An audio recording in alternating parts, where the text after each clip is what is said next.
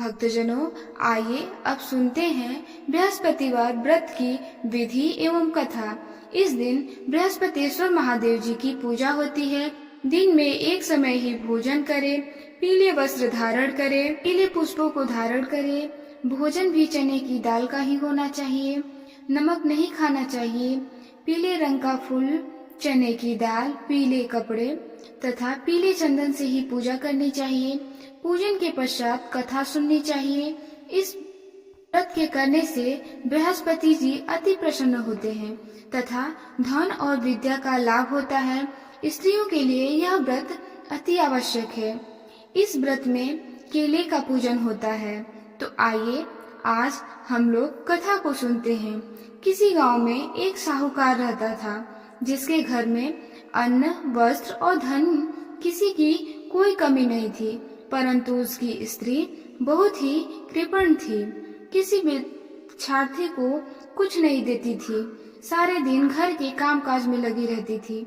एक समय एक साधु महात्मा बृहस्पतिवार के दिन उसके द्वार पर आए और भिक्षा की याचना की। स्त्री उस समय घर के आंगन को लीप रही थी। इस कारण साधु महाराज से कहने लगी कि महाराज, इस समय तो मैं घर लीप रही हूँ, आपको कुछ नहीं दे सकती, फिर किसी अवकाश के समय आना। साधु महात्मा खाली हाथ चले गए। कुछ दिन के पश्चात वही साधु महाराज आए, उसी तरह भिक्षा मांगी। साहूकारनी उस समय अपने लड़के को खिला रही थी। कहने लगी, महाराज मैं क्या करूं, अवकाश नहीं है, इसलिए आपको भिक्षा नहीं दे सकती। तीसरी बार महाराज आए तो उसने उसी तरह से टलना चाहा, परंतु महाराज जी कहने लगे कि यदि तुमको बिल्कुल ही अवकाश नहीं है तो मुझको भिक्षा कैसे दोगी? लेकिन क्या तुमको अवकाश मिलेगा तो क्या मुझे भिक्षा दोगी? रानी कहने लगी कि हाँ महाराज, यदि ऐसा हो जाए तो आपकी बड़ी कृपा होगी। साधु महात्मा जी कहने लगे कि अच्छा, मैं एक उपाय बताता हूँ। तुम बृहस्पतिवार को दिन चढ़ने पर उठो और सारे घर में झाड़ू लगाकर कूड़ा एक कोने में जमा कर दो। घर में चौका इत्यादि मत लगाओ। फिर स्नान आदि करके घर वालों से कहो उस दिन सब हजामत अवश्य बनवाएं। रसोई बनाकर चूल्हे के पीछे रखा करो, सामने नहीं। साल को अंधेरे होने के बाद दीपक जलाओ तथा बृहस्पतिवार को पीले वस्त्र मत धारण करो। पीले रंग की चीजों का भोजन ग्रहण मत करो। ऐसा करोगी तो तुमको का कोई काम नहीं करना पड़ेगा। साहूकारनी ने ऐसा ही किया। बृहस्पतिवार को दिन चढ़ने पर उठी, लगातार कूड़े को घर में ही जमा कर दिया, हजामत बनवाई, भोजन बनाकर चूल्हे के पीछे रखा। वह सब बृहस्पतिवारों को ऐसा ही करती रही। अब कुछ काल बाद उसके घर में खाने को दाना न रहा। थोड़े दिनों में महात्मा फिर आए और भिक्षा मांगी, परंतु सेठानी ने कहा, महाराज मेरे घर में खाने को अन्न नहीं है, आपको क्या दे सकती हूँ? तब महाराज ने कहा कि जब तुम्हारे घर में सब कुछ था तब भी तुम कुछ नहीं देती थी, अब पूरा पूरा अवकाश है तब भी कुछ नहीं दे रही हो, तुम क्या चाहती हो वह कहो। तब सेठानी ने हाथ जोड़कर प्रार्थना की, महाराज अब कोई ऐसा उपाय बताओ कि मेरे पहले जैसा धन ध्यान हो जाए। अब मैं प्रतिज्ञा करती हूँ कि आप जैसा कहेंगे वैसा ही करूँगी।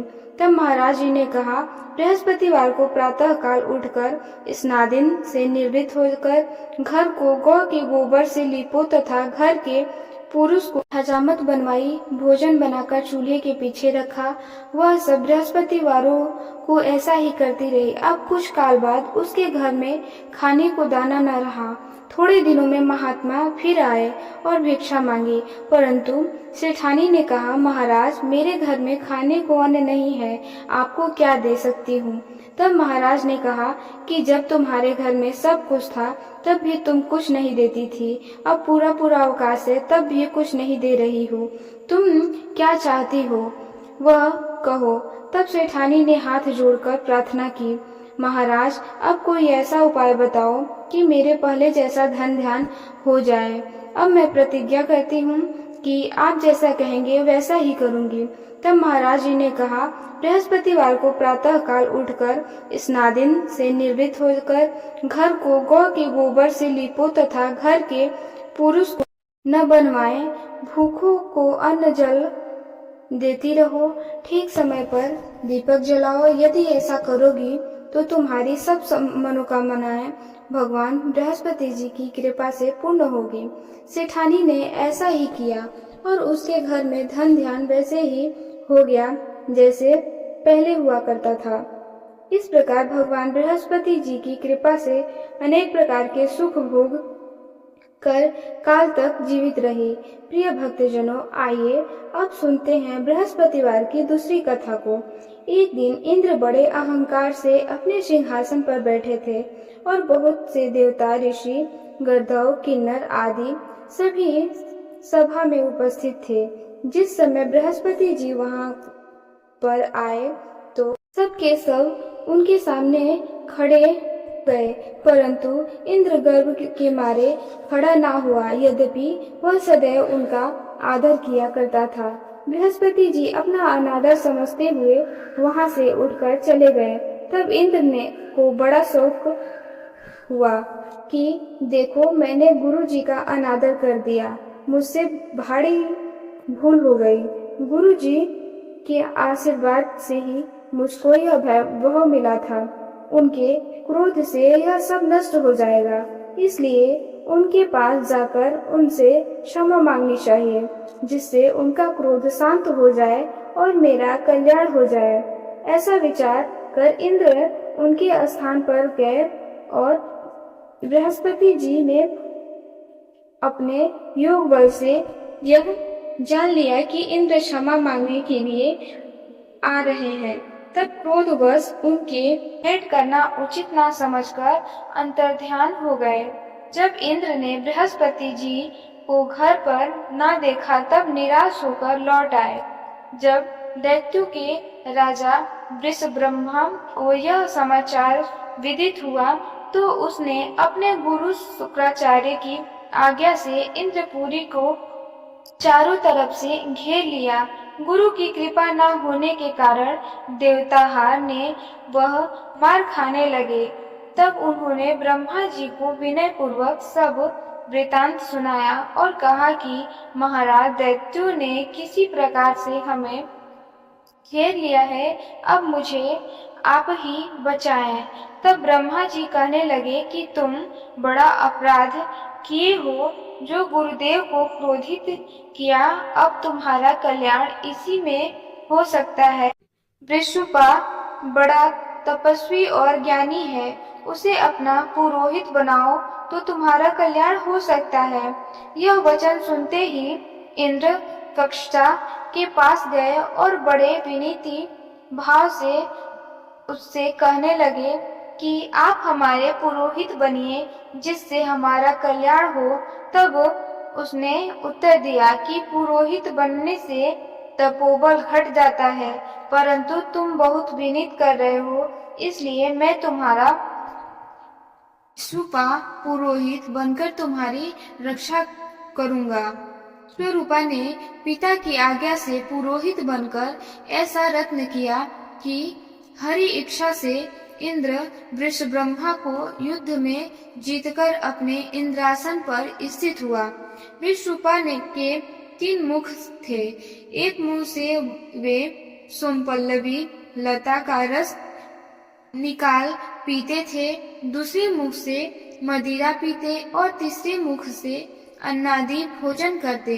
इंद्र ने कुछ दिनों उपरांत कहा कि मैं आपकी कृपा से यज्ञ करना चाहता हूँ।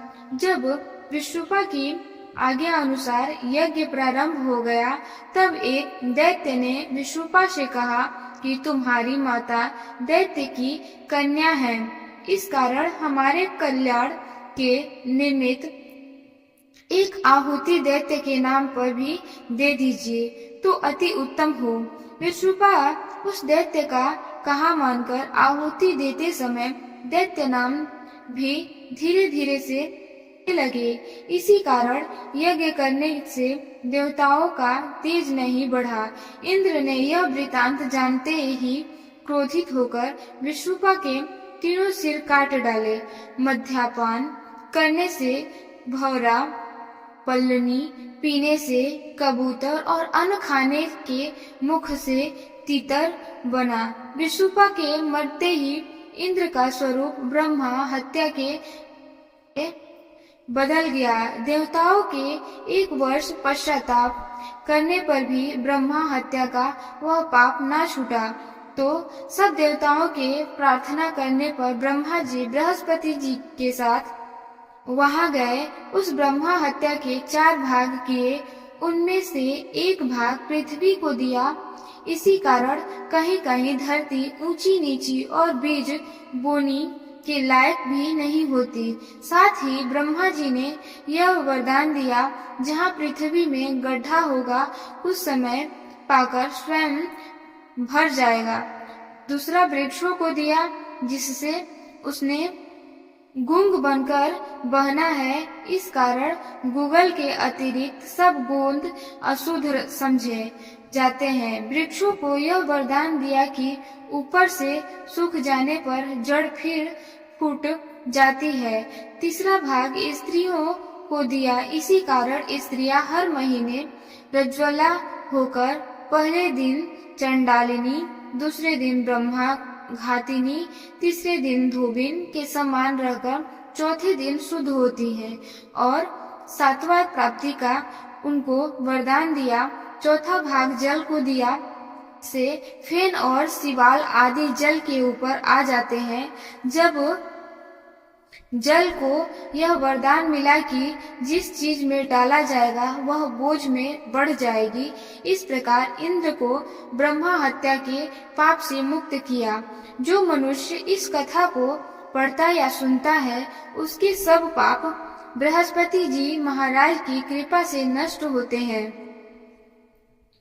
तो प्रिय भक्तजनों, इस प्रकार यह दूसरा कथा भी समाप्त हुआ। यदि को यह कथा अच्छा लगा हो तो इस वीडियो को लाइक करें और चैनल को सब्सक्राइब करें और बेल आइकन को प्रेस करें, ताकि हमारे वीडियो की सारी नोटिफिकेशन आप तक पहुंच सके। तो प्रिय भक्तजनों, एक बार प्रेम से बोले बृहस्पतेश्वर महादेव जी की जय हो।